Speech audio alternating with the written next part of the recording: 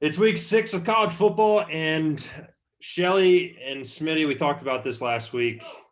I've been waiting for literally 2 weeks for this, and Miami finally plays Clemson, and we're going to beat the number 1 team in the nation. But before we do, I have to introduce a very, very special guest of ours, Tim Murray.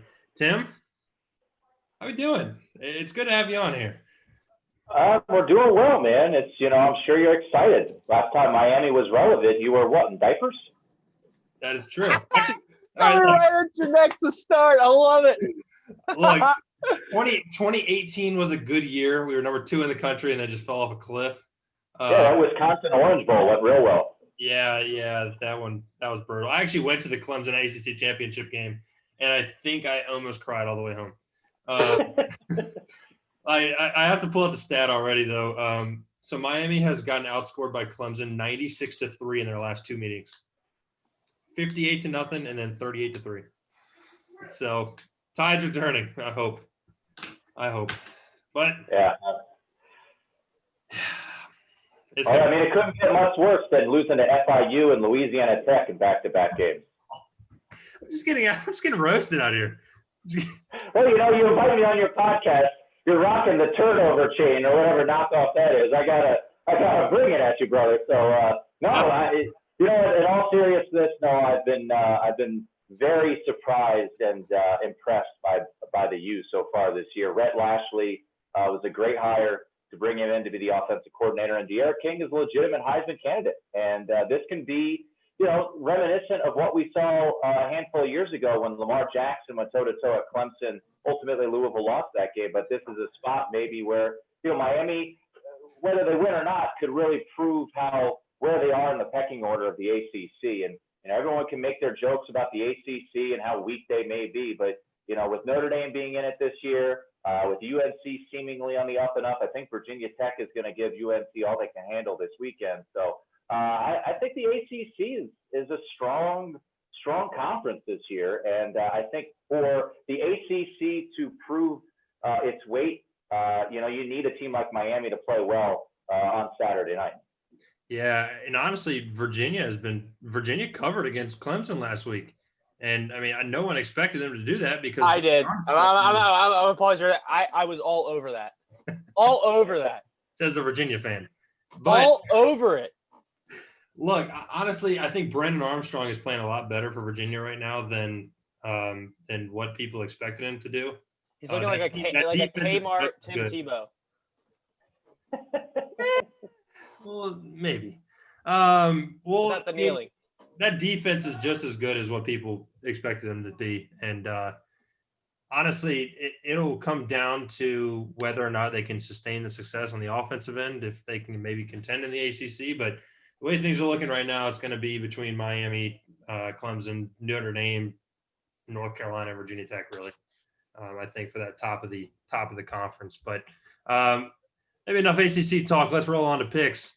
Shelly, I'm going to start with you, then go to Smitty, then Tim, and then I'll finish up. Let's hit our locks of the day. All right. Weekend, excuse me. My lock of the week was a pretty much a no-brainer for me. I'm going to go Florida -6.5 over A&M. Nothing against A&M, but I don't think they're going to be able to stop Kyle Trask this week because that guy is really good. He's another legitimate Heisman candidate. He's already thrown for 10 touchdowns. 6 of those have been to Kyle Pitts. Who's going to stop him? That guy is a beast, probably one of the most physical tight ends in college football right now. A&M did not show very well last week against Alabama. It is Alabama, yes, but this Florida offense is arguably one of the best in the country with Trask and Pitts. I just don't see Florida not winning by at least a touchdown. Just can't. I say this every week, though, with my lock, and it doesn't seem to be hitting, but I think this one might be the one. Look, I hate Florida with all my heart. But and as much as I want to say that Brevin Jordan is the best tight end in the country, what Kyle Pitts is doing right now, he's putting himself into the Heisman conversation as a tight end. 6 touchdowns in 2 games is on a different level. And a team that just gave up 52 points to Alabama last week. Yeah, 6.5 is it's honestly a generous line. Yeah, and I'll just say this as someone out here in the desert: buyer beware. There's a reason that number is staying at 6.5 and hasn't popped to 7. The world's on Florida here. So it seems a little fishy to me. It seems almost too good to be true. But Florida has proven, my questions are Florida's defensively. Are they going to be able to slow down this Texas A&M team? I think it has the possibility to be in a shootout. I've been underwhelmed by Kellen Mond so far this year, and honestly throughout his career. But he is a veteran quarterback playing at home. No crowd there certainly is a massive disadvantage to Texas A&M because the 12th man is one of the better home field advantages in college football. It's a no play for me, but I totally understand why people are going to lay just south of a touchdown on Florida the way that they played so far. But just seems a little too good to be true. That's all I'll say about that line. But that's all I need, honestly. If it's too good to be true, I'm all over it. Look, last week I thought everything was too good to be true and ended up having the worst week of betting that I think I've ever had in my life. So I literally apologized to my bookie. I don't even know how it's possible, but I apologized to him. So are you apologizing to him? Yeah, he's happy. You don't have to apologize. He's getting your money. Honestly, he should be apologizing to you, honestly. I think you got that back. I think you got that relationship backwards a little bit. Well, I apologize for the week later because I'm just not going to throw anything on his book this week. That's just I need to take a week off of that and just wipe the slate clean, and we'll pick up again on that book in another week. But to keep rolling on Florida, and it's not like Kyle Pitts is the only target for Kyle Trask because Kadarius Toney has 145 yards receiving right now and 2 touchdowns, and then obviously Dameon Pierce. He's not a guy that is going to wow you, but and he's not really racking up yards, but Florida seems to produce solid running backs that will carry the load when they need to carry the load. And I think Pierce is a guy that if you stop Kyle Trask, that offense is going to be good enough. They're going to find other ways to score. And maybe it is too good to be true, but I love Florida. Smitty, your lock of the week. Lock of the week. I'm going Georgia versus Tennessee. I'm hammering Georgia. Ooh, okay. They came out last week and honestly shocked me. I was expecting it to be a tight game, and Auburn disappointed me. I know they disappointed Cardin. Yeah, he canceled the Auburn football team already. Yeah. He's 2 games into the season, and he's canceled it. I was thinking Auburn spread on Saturday night. Yep. Something about Georgia and the way they've been playing is just, to me, it's a no-brainer. The defensive backs have been playing out of their mind. The O-line has done an outstanding job the past 2 weeks. And, I think Georgia's finally kind of, big win last week. They're full steam ahead. No one's going to stop them. Tennessee, I'm not worried about them. It's 12.5. I think it's going to be 14+. And I think Georgia's going to steamroll. Their defense is outstanding. Offense is figuring it out. So I think Georgia all day long. You know what scares me? George Pickens only has 6 receptions on the year. Imagine when he starts breaking out what this Georgia offense is going to do. I think this week is going to be that week. I think this week is going to be that week where you have these star guys who, like you just said, 6. I wouldn't be surprised if he had at least 6 targets this week before halftime. Really hope so. And I think Georgia's just going to attack them from the deep ball, then run. I think they're just going to have, by the fourth quarter, Tennessee's not going to know it's coming. Stetson Bennett, it seems to be their answer in Athens there. All that uncertainty in week 1, and they just come out and he throws for like almost 300 yards in week 2. I don't know. And you cannot root against that guy at all. He grew up going to that stadium and watching Georgia. Walked on, left, went to JUCO, almost won a national championship, came back there on scholarship, and now look what he's doing. This is a dude who is chasing the dream and has nothing to lose, and that's why every team Georgia plays should be nervous. Because he's not a big name yet. I think by the end of the season, he will be one of the guys who people are talking about more. And he puts the ball where it needs to go. He's a very smart quarterback. Love it. Yeah, it's the only question I have about Georgia is, the sandwich spot, right? You just had this big win against Auburn. Next week is against Alabama. These are college kids. Tennessee is a team that they have just manhandled the last 3 years, 122-26. They've outscored Tennessee. So that would be my only hesitation. But, to your point, Georgia's defense may be the best in the country. Week one, even though the offense was sluggish, a play that I had was team total under 12.5 for Missouri. That came home. They held them to just 10 points, even though it was, 7-5 at halftime. Ugly there. So, yeah, I think Georgia is starting to figure it out. I don't trust Kirby Smart as far as I can throw him, but when you have more talent than the other team, then that's where I would. I certainly don't disagree. I think Tennessee is going to be a very trendy dog when you think about how they've played so far this year. Under 2 touchdown favorite or dog, I should say. I think a lot of people are going to want to grab the points with Tennessee. So if you're a fade the public type of person, I think Georgia is a good play. And I'm curious. I'm not a big Guarantano fan, so I think this could be a spot where Georgia takes care of business. I think we've talked about it like the last 3 weeks is like, when is Tennessee going to fall off a cliff? Because it seems like every year they have the spotlight on them to be good because of how well they recruit somehow, even though they finish like 5-7 every year. But when is Tennessee going to fall off the cliff? And if they can get through this game and keep it close or win, I think Tennessee's legit this year. I'm not on the Tennessee train until they win one of these games. They've yet to beat until they beat an opponent like Georgia or one of the big SEC schools. I don't know, man. I mean, like you said, 5-7. They got great recruits coming in. They have a lot of talent on the sideline, and they have a lot of. Their offensive coordinator, I think, is probably one of the smarter guys. Just in the way he played, like his play calling, third down especially.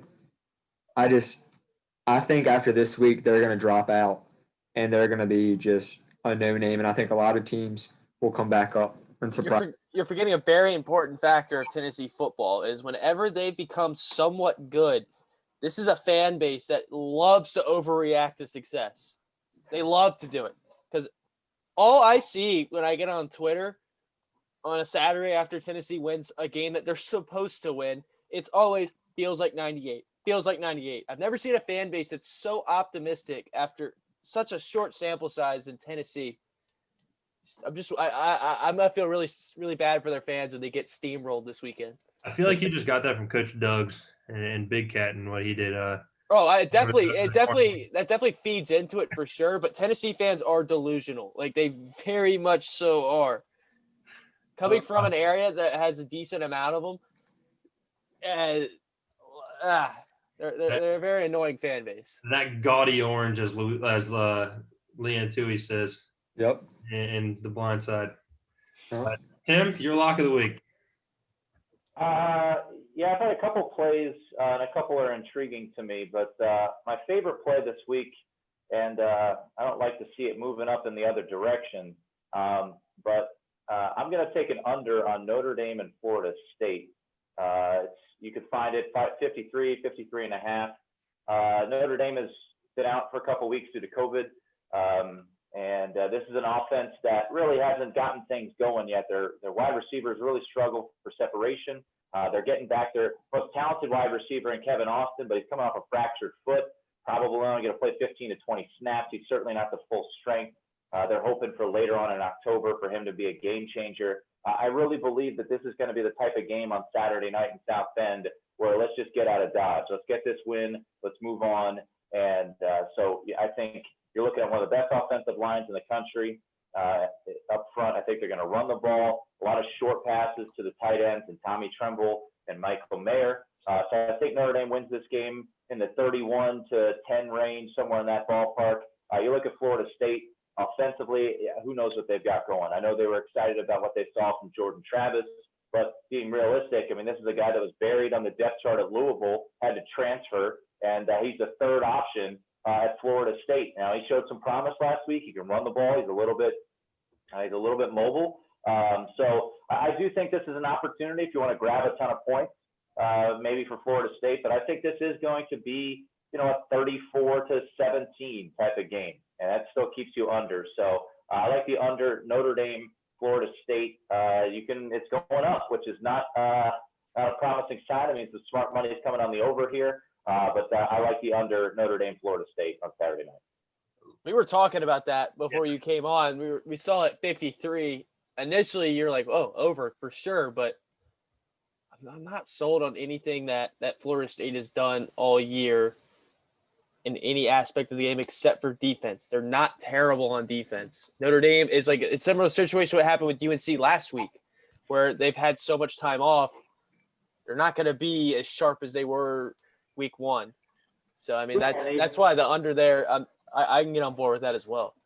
Yeah, and even Notre Dame week one wasn't really that sharp. I mean, like I said, I've been a little disappointed with Ian Book in his third year. I think a lot of people are.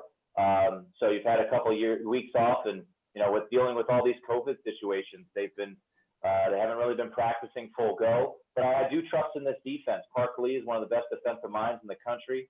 Notre Dame's defensive coordinator. And if you're looking at Florida State, what kind of offense are they going to have? I think ultimately I like the hire that Florida State made with Mike Norvell, but right now it's early on. To your point about the defense, they've got talent defensively. It didn't really show against Miami, but I think when you've got an opportunity, for Notre Dame, I feel like this month, you've got Florida State, and you've got Louisville, then you've got Pitt.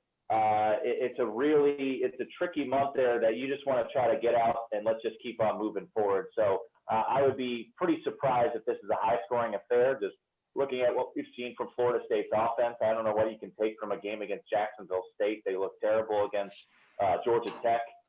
Couldn't do anything against Miami offensively either. So yeah, that's why the under to me is an intriguing play. As much as I hate Florida State, I'm going to say this as unbiased as possible. They might be the worst team that I've watched in college football this year. And I am not even coming close to lying to you. Like they're probably worse than a dumpster fire on a football field.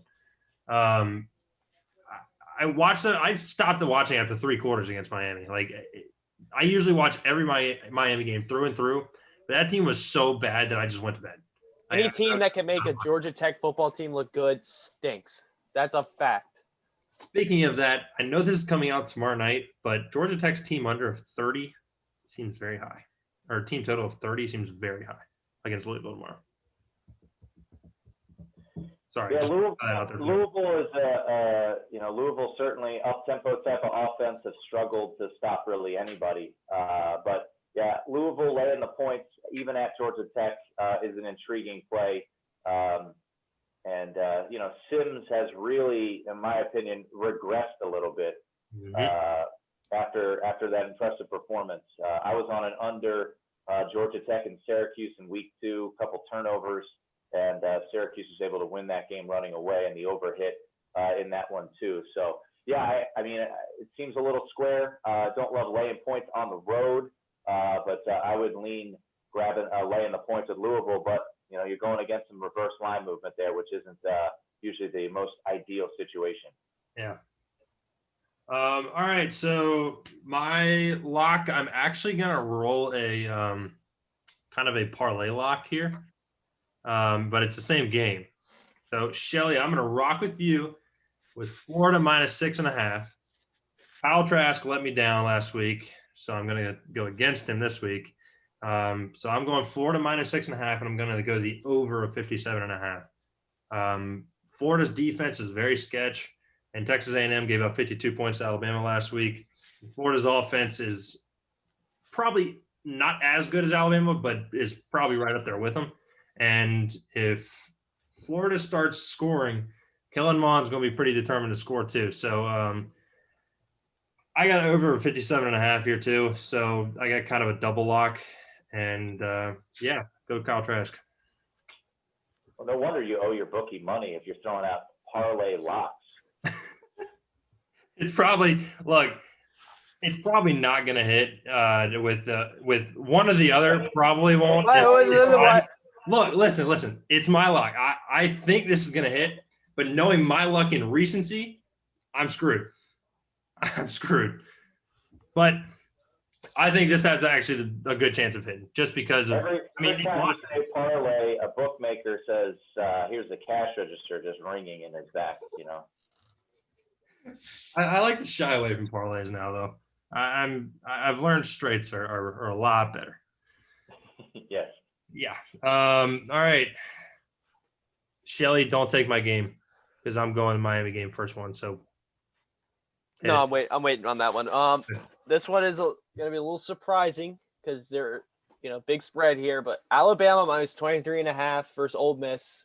And I'm going to take the over 69.5 simply because it's Alabama, but also because Ole Miss's defense is a revolving door.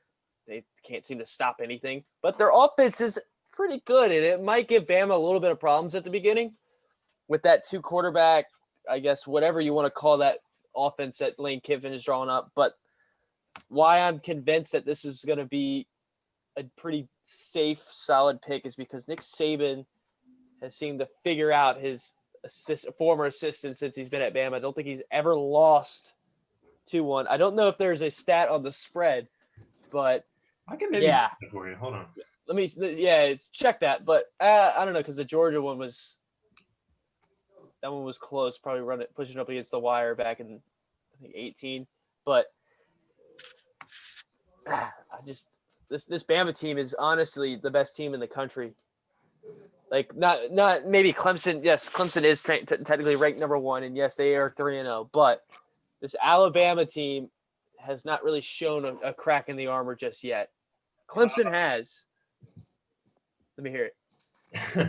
So I didn't get it against the spread, but just take this stat with what you will. Saban is 16-0 against former assistants, beating them by a combined score of 65 to 220.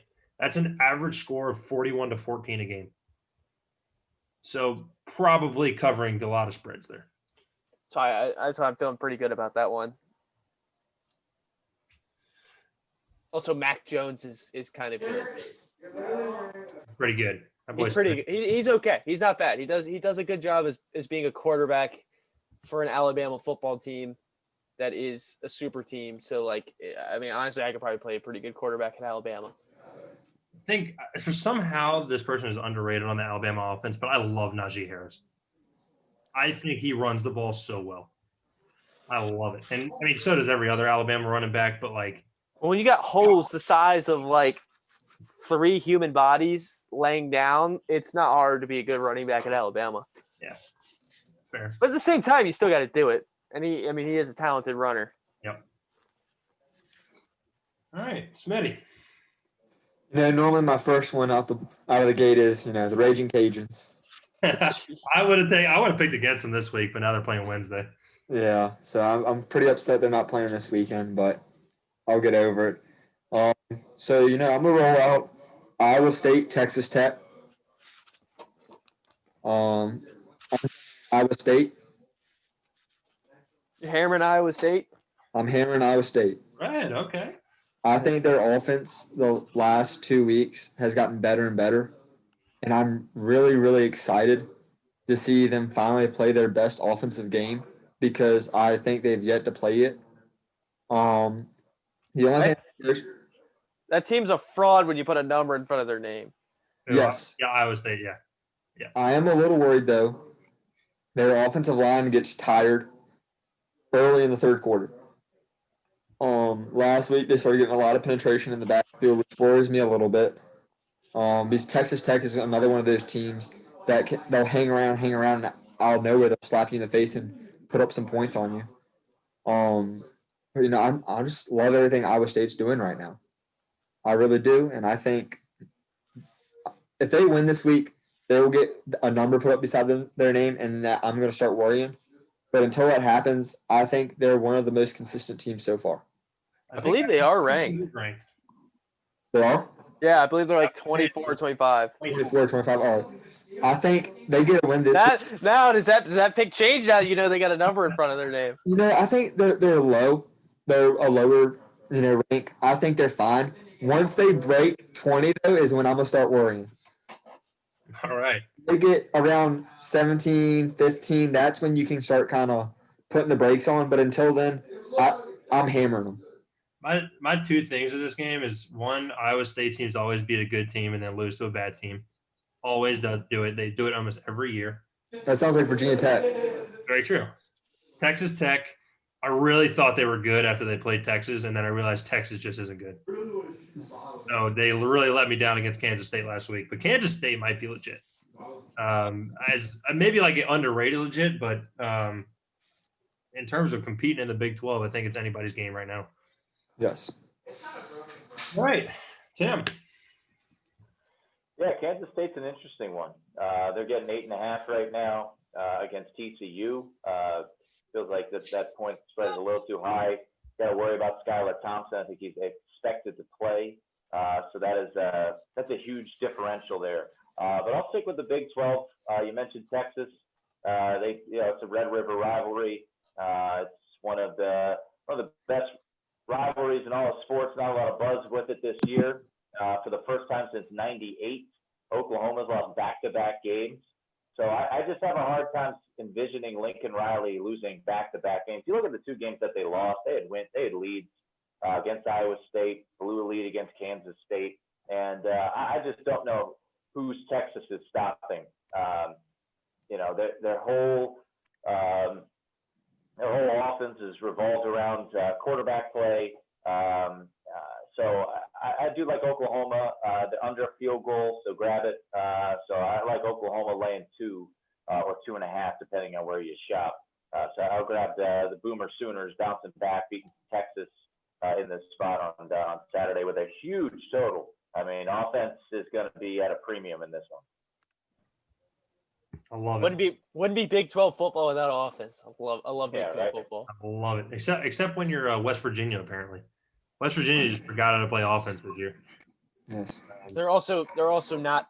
And Kansas, really. I mean, Kansas is a disaster. I think Neil Brown is one of my favorite Group of 5 coaches. It was just a matter of time before he got into a good spot. I think West Virginia is a great spot for him, and we'll see. You kind of like what Matt Rule did down in Baylor, kind of instilled that toughness factor. Zig when everyone else is zagging, like we saw with Baylor playing a little more defense under Matt Rule. I think West Virginia, it's a matter of time before I won't say, we're going to get back to the Rich Rod era of maybe contending for championships. But I love that hire a couple of years ago, bringing in Neil Brown. I agree. I'm actually going to roll. So I'm going to actually save my Miami pick for later, but I'm going to roll with the Oklahoma -2.5 as well. Texas just seems lost right now, especially defensively. And I think Tom Herman is losing his job every week. And I think it's only a matter of time before he is out the door. But honestly, I trust Lincoln Riley with my heart, and I don't think he loses 3 straight games. He's too smart to lose 3 straight games. And Red River rivalry is always good, but I think Spencer Rattler finally finds himself in this game, and Lincoln Riley and the Sooners get the job done. I hope so. I still think Spencer Rattler's probably the most overrated quarterback in college football right now. I do not. He hasn't done nothing so far this year that has stood out to me. I think he is right now. He's playing like a below average quarterback, in my opinion. It's not good when you lose to Iowa State and Kansas State in back-to-back weeks. Exactly. Not good. Shelly, your, third pick. All right. Wouldn't be one of my picks without putting UVA on the slate. I believe that UVA and NC State will have a team under this week. I believe it was – let me get the number right because it seems to be changing. Total under was 59.5. 59.5, yeah. 59.5 under. I'm taking this from what I've seen the first 2 games from UVA. The offense is very, very it's inconsistent at best under Brendan Armstrong. He's done a decent job. Like in the Clemson game, he really showed out, but there was times in the Duke game where he looked like a first-year starter, but that defense is solid. And NC State is a team that's kind of finding their way right now. It seems like they haven't really gotten everything to click at the same time. A little bit undisciplined, and undisciplined teams on offense are what UVA feed on. That's why that defense is so great, because they are well coached. They pick up the mistakes you make. Now, last week it didn't look great for UVA because they gave up 41 to Clemson, but that's an offense that doesn't make mistakes. NC State is. That's why I think the under will hit this week. That's my take. I'm betting on UVA's defense on this one. All right. The spread at 8 is a little sketchy as a UVA I fan. will never trust the UVA spread. I will never trust it. Although they are 2-0 against the spread, does that make them a great team? Yes. That will come up later. Promised. Smitty? I'm gonna roll with Alabama Ole Miss. I'm gonna hammer the over, and I'm saying Ole Miss is gonna cover. Ooh. Betting against Nick Saban. Yes. Okay. I just wanted to make that clear. I just wanted to clarify that real quick. Yeah. I mean, I think 23.5 is a little too much. Just because it's just I have that gut feeling every week about one of my picks, and I think this week it's Alabama Ole Miss.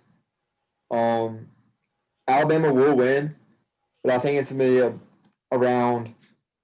I think a max they win by is 21 points. I don't think they get to the 24. There's something telling me that I need to stick with this. I went back and forth on it for a while, and I finally I flipped the coin, and I'm going with it. I'm sticking with my gut. The thing that's interesting about Ole Miss to me is the 2-quarterback system. You have to prepare for 2 quarterbacks instead of 1. Now, John Reese Plumlee, you literally all you have to prepare for is his legs. Thankfully, Yes. he gets in the game. You have a quarterback spy on at all times. But if in terms of that offense, Lane Kiffin is a very smart coach. He knows how to create an offense, and that's an offense that put up 700 yards against Florida. And Yes. if I believe in Lane Kiffin, but I also believe in Nick Saban. And I'm not going to say you're right or wrong because I don't think I'm going to touch this game, but it'll be an interesting matchup to see if Ole Miss can actually get some offense going against Alabama. Yeah. I'm excited to watch. I have 2 games that I'm really excited to watch, and this is tied for probably the number 1. The problem is I don't think Alabama will score under 60 points in this game because Ole Miss defense is awful. Yeah. I mean, I think it's just going to be just free to score as much as you can. Ole Miss stops them 2 or 3 times. They get points. Then you look back in the fourth quarter, and it's 14, 20 point game. And you're like, here we go. You got a shot. All right, Tim. All right, let's go. Could have got a better number earlier this week, but we'll take Temple laying the 3.5 in Annapolis. Navy's had a very unusual start to the season, destroyed by BYU, then the miracle comeback against Tulane, and then last week they go out to Colorado Springs and just get run off the floor by their rival in Air Force. I don't know what to expect. They're preaching toughness. It's funny, if you actually look at teams that haven't played a game playing teams that have played games so far this year, it's an interesting trend where the teams that are coming in without a game played are actually very, very profitable. 16-4-1 ATS when playing teams that have played between 2 and 4 games this year. So you got Navy playing their 4th, Temple playing their 1st. This line has moved towards Temple. I do think Temple takes care of business. Could be a low-scoring game as well in Annapolis. So I like Temple here in their first game of the season to cover and against Navy laying 3.5. I kid you not. I saw your tweet about that today, and I literally went straight to my friend. I said, Temple this weekend, book it. I was like, I didn't even realize that like 16-4-1 ATS. It's unbelievable. It seems like everyone's like, oh, you haven't played a game yet this year. The offense is going to be a little rusty. You may not cover. But I didn't even realize that. That's unbelievable. And Navy stinks too. That's poor showing. Yeah, they've had a tough year for sure. Oh, it's bad. All right. It's time. I'm just gonna go ahead and get this out of the way. I'm not going money line. I'm gonna go spread. I'm gonna take Miami plus 14 against Clemson this week. Bring it out. We are 3-0 against the spread this year. Clemson is 0-3. Therefore, Clemson is a good team, not a great team.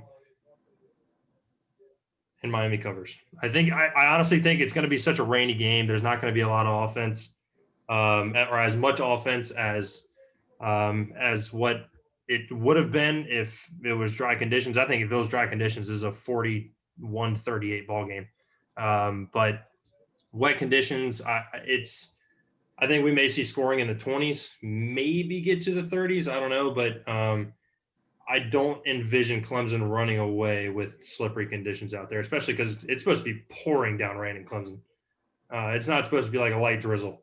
So it should be an interesting ball game for two high-powered offenses.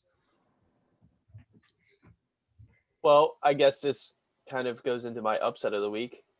I'm taking the U. I'm all in. I'm all in on the bandwagon. And I have them. If you're really feeling ballsy this week, take a money line.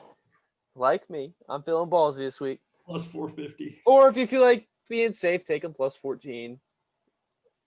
That's why it's my upset, Brian. Last week, Plus 450, Shelly. I'm aware. But last week, UVA, and that's a little bias here. UVA made this Clemson team a little scared. Clemson's defense did not look great. They showed the world that Clemson is not as strong as they might appear. This is the week that something that has never happened since Trevor Lawrence stepped on campus. Hasn't happened in the last almost 3 years. I think this is the weekend where Clemson's undefeated regular season streak comes to an end. And then the U is back. I hope so. The U will be more relevant than it's ever been in this decade. I really hope so. This is the weekend the college football world is turned upside down, and we can start hating Miami with all of our hearts again. We're turning back the clock to 2001. I want Miami to be good again so I can hate them. And if they want to get to that point, they need to beat Clemson. And worst case scenario, they cover plus 14. That is, I think this That'd is be cool too. Yeah, that'd be cool too. If we keep it close, I'm a happy camper. If we keep it close, I feel confident. If we get blown out, the whole season's a bust. I'm just saying though, We're not winning the ACC championship. I'm just saying if you're out there, maybe throw a unit on the money line for Miami, and you could win big. You never know. You could be a happy camper if this happens. I love it. It's why it's an upset, you know. It's why it's an upset. Smitty. I think everybody knows where I'm going here. Oh, you're gonna pull out your upset too. I don't know if you would call it. I actually don't know where you're going with this. I'm not sure if you would say it's an upset or not. I mean, 52 to 47%. Tech versus UNC. Tech is 5-point underdogs. Technically an upset for us. I'm going Tech. I go with them every week. They help me every week, and I know Shelly will like this. They're rocking the white unis this weekend. These things are so ugly. They're rocking the white unis, the white helmets, and the orange pants, baby. They're going to be feeling dangerous. I'm sorry, I'm really biased here, but they may have the ugliest uniforms in college football. Like, it might not be close. No. Did you see Miami's when they first came out with the 3-stripe? When they first got signed with Adidas? Those are the ugliest uniforms I've ever seen. Also, Texas might have the ugliest uniforms. That burn orange is horrible. I'm hammering Tech, baby. Big fan of those. Man, I can't. I want to say something bad against Virginia Tech, but I actually think that might happen because they come to play in these kind of games. They play out of their ass every weekend. Every week they play a higher ranked team. Now, if this was, let's say, a repeat of Ohio State. If this is a repeat repeat of like NC State, Wake Forest, Boston College. Boston College is the game I worry about with Tech. But this game, I'm hammering Tech. All right. I mean, they're going to run the ball all over UNC. That cat did run for like 200 plus yards. He was almost at 300 yards last week. And when they least expect it, they're gonna throw the deep ball, and it's gonna hit.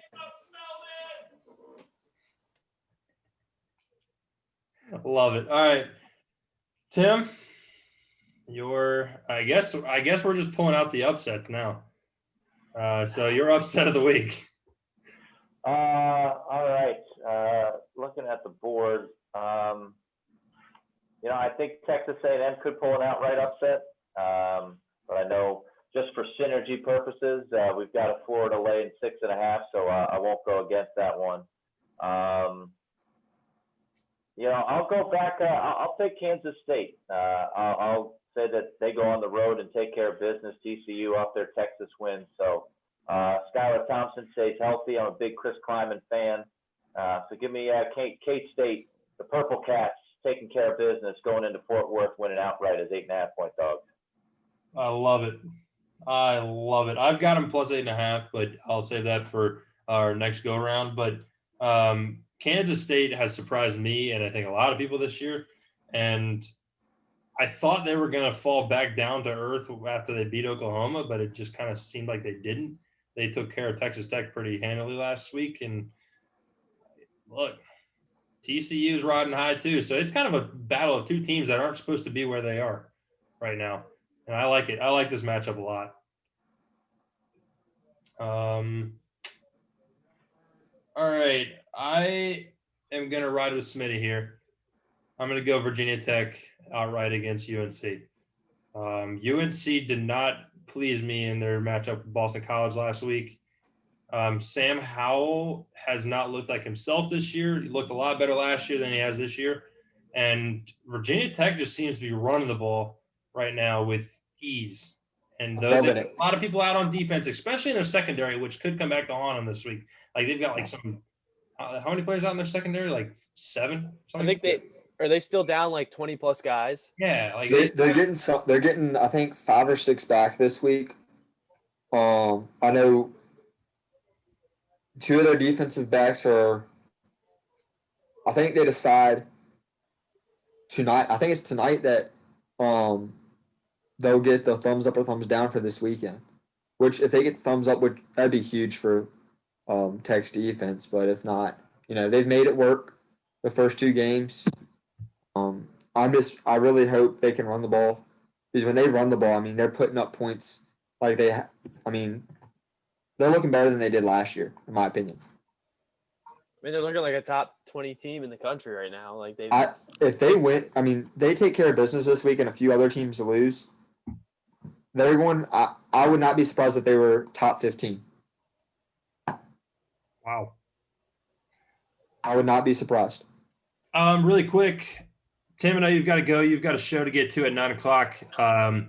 If you want to give your last couple picks, just kind of reel them off for us real quick. That way the listeners can get it. You are more than welcome to do so. Yeah, let's grab Syracuse at home. Not really sure why Duke is a favorite in this one. Duke has shown nothing this year, so I'll grab Syracuse at home, even though once again you're going against some reverse line movement in this spot. And you know what? At some point, the number is going to be too high for BYU. I mean, Zach Wilson has been unbelievable this year, and I bet against them last week. They took care of business. They might be trying to set some style points out there. Looking ahead, one of their biggest games of the season is next Friday for BYU against Houston. So if you can grab 35 with the Roadrunners, I'll grab UTSA plus the 35. And another game I've heard some folks talk about. I wouldn't say I'm necessarily racing to play it, but you get the 49ers from Charlotte. Will Healy and the boys going to Denton. If you can get a 2.5, I would think about laying the 2.5 as a short road dog with Charlotte at North Texas on Saturday night. Wow. North Texas can sling the rock though. I think they're the third best passing offense in the nation right now. But Charlotte played, what was it, Appalachian State first week of the season. So never know with the 49ers. Yeah. But They Tim, were up at the half against Florida Atlantic, kind of fell apart in the second half. But wouldn't say I'm crazy about that play, but I heard someone I know played that one, and I trust them. So I would, since we're giving out about the entire board here on your podcast, so I'll throw a little CUSA action out there. I love it. I love it. Well, Tim, thanks for joining us. Good luck on your show, and we hope to have you on again at some point. All right, boys, enjoy it, and yeah, we'll do it again sometime. Absolutely. Thanks, Tim. See you, boys. Okay. All right. Let's finish this up. I lost my pen cap, so that kind of. But all right. I think I have. Let's see, 1, 2, and 3 more picks. I don't know about y'all. I have one more pick I'd like to discuss. All right. This one's very near and dear to my heart. Texas Tech versus Iowa State. We've already discussed this game, but we haven't discussed is the over and the under at 64.5. Brian, I'm going to take the over. I'm with you all day long. And Smitty's with me. Smitty's with me You know, on this as well. And this is what's my the reasoning reasoning. behind it? I want to see if we have the same mindset going into this game. This is my reasoning. Since the beginning of time, the Big 12 has been known for one thing: offense. Offense. Offense. Offense. Points, touchdowns, field goals. It doesn't matter. 64 points could honestly be scored by either one of the opponents as a team total. Just simply for the fact that it is a Big 12 football game. I have no other reason why. I see a Big 12 over under, and I immediately think over with no sort of background information, no defensive matchups in this scenario against this kind of offense. I just immediately think over. I don't think twice. I saw it 64.5. I said over. Boom. I don't know anything about Iowa State's offense besides the fact that they're frauds when they have a ranking in front of their name. Texas Tech, they scored a ton of points against a really good Texas team, allegedly good. Then did not perform well against Kansas State. That's the thing. Don't care. I don't care. This is going to be a high-scoring affair. Take the over. I got two words on why it will be an over. Why the over will hit. 2 words. Brock Purdy. Brock Purdy's looked really bad this year.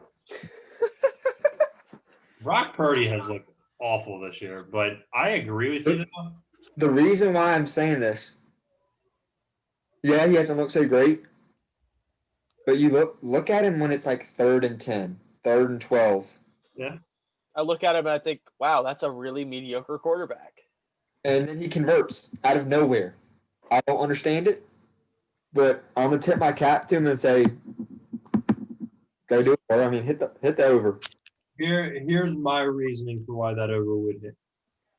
Iowa State is averaging 5.3 yards a rush as a team. Breece Hall alone is averaging 6 yards a rush. 6 yards per rush.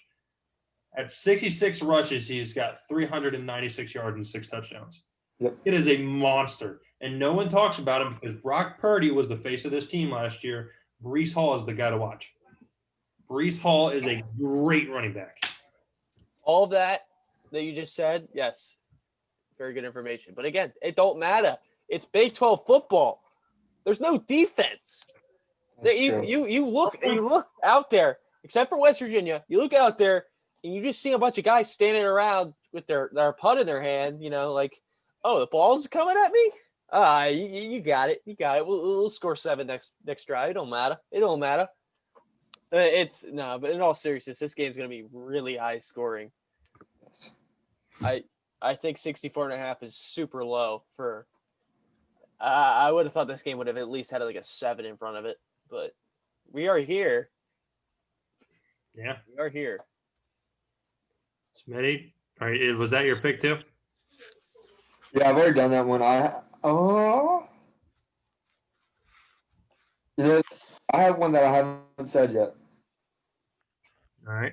Oh, don't you have some props? I do. Oh boy. Actually, I have two more then. Now that you say that, Shell. How do I have 3 picks left? I'm gonna go with the first one first. And I think y'all are gonna think this is a little bit funny, but Florida, Texas A&M.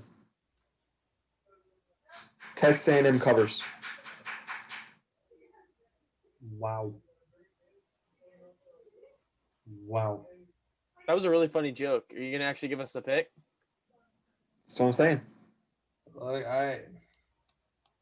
You understand, like Kyle Trask plays for Florida, right?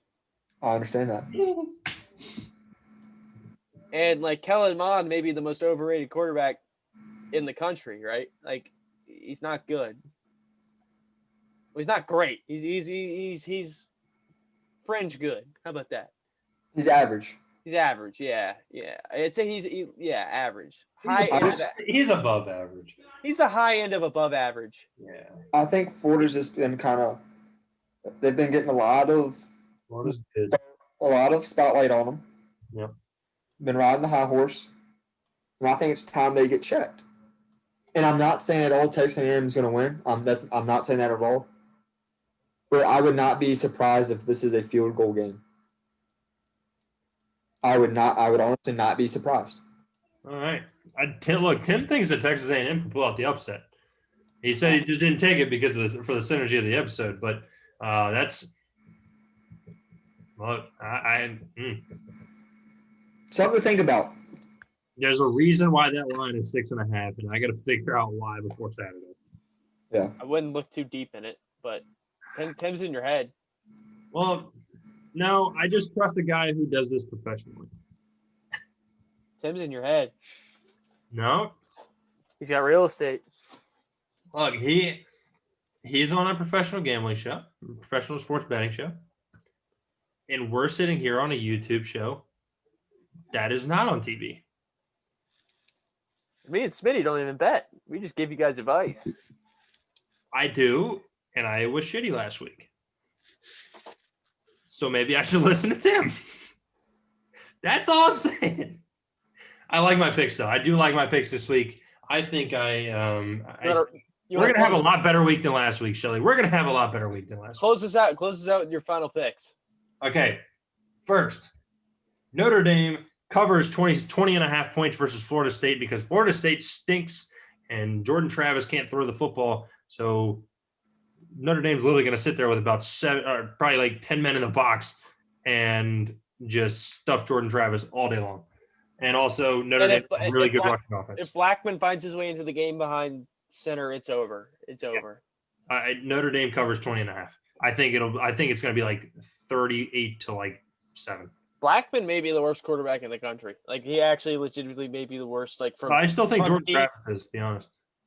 I don't know. I've never seen Blackman play well, and I'm talking from the Division III level to the Division I. Yeah, like he may be the worst. I am also going with UVA and NC State under a 59.5. The UVA's defense is really good. NC State is turnover prone, and UVA forces a lot of turnovers, and so it could be a rainy game too. The forecast has rain in the AM, but this is a 12 p.m. kickoff, so we might have a little bit of rain to start this one. I think UVA pulls out a win, but the under is going to hit. Last game for me, Kansas State versus TCU. I'm going Kansas State plus 8.5. Not going to take them money line, but I will take them spread at 8.5 because Kansas State has shown me a lot of things this year, and the one thing they've shown me is that they're not just a one-and-done win team. They are not just a beat Oklahoma, fall off the cliff. No, they're for real. It's shades of who was the quarterback when they were actually kind of somewhat relevant. Oh, dude, I have zero idea. They were relevant for like a hot second, I believe, in like 2007 or something like that. 2010, I don't know. I was like, hold on, I'm about to look this up real quick. At that point, so I remember this vividly because I remember them like wanting them to lose for some football. I'm typing in Kansas State football good season and see what I get. Okay, here we go. In the year of 2012, Kansas State went 11-2. Wow. They went 11-2 in 2012. That was when they had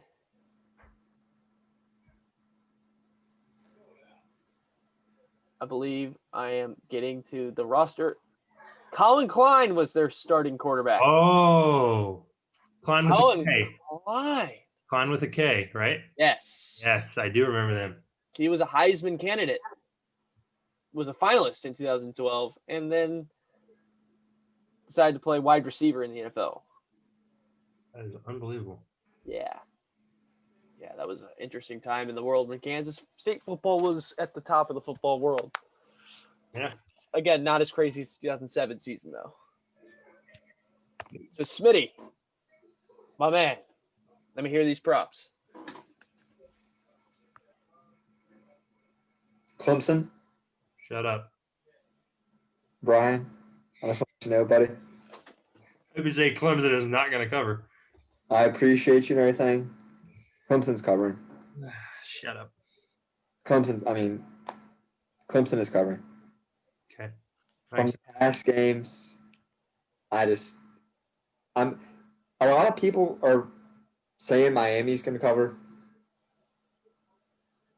I'm going to go against. Actually, the most money is on Clemson right now, to be honest. Yeah, I'm going just for the fun of it, and Clemson has the potential to make. Both teams have the potential to make 3 or 4 plays that are just going to blow the game open. Mhm.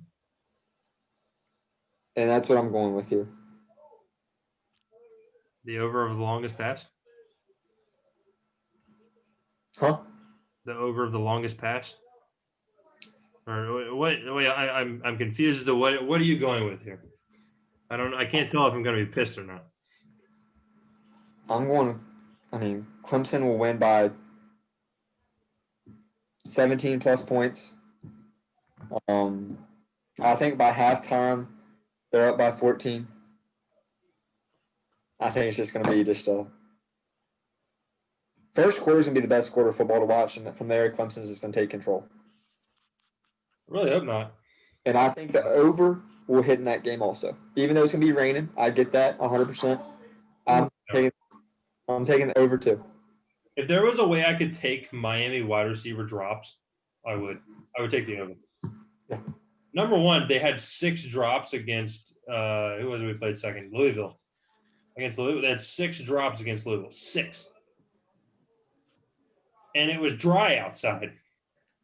But rain, yeah, that number could double. I do want to point out that Derek King throws a very heavy football, and it is difficult to catch a football moving at that velocity coming at you. That's fair. Unless you got mammoth hands with nice stickable all over them, that's the only way you're going to catch a football coming in that hard, He throws a bullet. Trevor Lawrence has that same kind of, like when they throw the football, it just hops out of their hand. So much fun to watch. Yeah. But it's a big night for me. Unfortunately, well, not really unfortunately, but it's my dad's 50th birthday on Saturday. Got to spend the day with him. But I get to sit down at 7:30 and watch my team play. If they played any earlier, I wouldn't be able to watch the game, and I'm very sad. Like, I would have been horribly upset. But since we're playing at 7:30, get to watch the game. Unfortunately, I don't really get to watch much other college football. But I'm looking forward to the slate on Saturday. I think it's a fun day of college football because we have multiple ranked matchups. We have like 100 of them. A lot of them. Yes. A lot.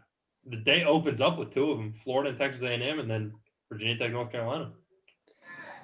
Yeah, both, I believe, noon kickoff? Yes. Yeah. It's going to be a great start to the Saturday morning.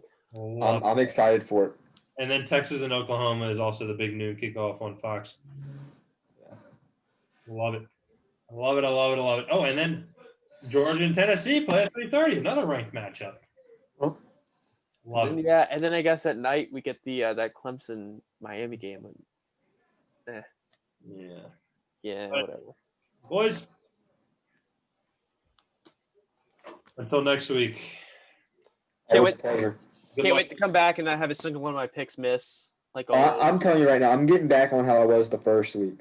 The first week I was hot, baby. And I'm telling you why. It's because of the Raging Cajuns. All right. I'm going to ride their train all year long. You know you can't pick them next week No. because it'll come out. It'll still come out on Friday. Raging Cajuns play Coastal Carolina on Wednesday, so I'm actually going to go ahead and get my pick for that. Coastal Carolina money line. Boom, bang, boom, done. Coastal Carolina. I'm riding that train right now. I love the Chanticleers in this game. I love them. They have a better mascot than the Raging Cajuns. No, but you can't beat the party in the Bayou. Bayou. Nah, that's gonna be an entertaining game. I think this is the week. I think this is the week the Raging Cajuns get knocked on their butt a little bit though. They've been skating too close to the line. Yeah, I agree. They have been. They've been dancing. They've been playing with fire and jumping inside the fire. But always a pleasure, boys. Yep. Until next week. We'll see you later. Adios.